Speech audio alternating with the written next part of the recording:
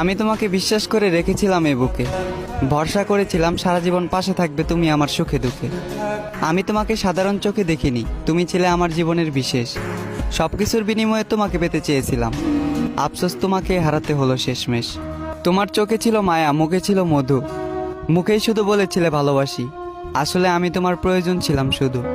তুমি ছিলে আমার, দুঃখ ছিল না, তুমি চলে গেলে দুঃখ আর আমাকে ছাড়লো না। এই আলোকিত শহরে আমার জীবনটা অন্ধকার, কারণ এই জীবনে তুমি নেই আর।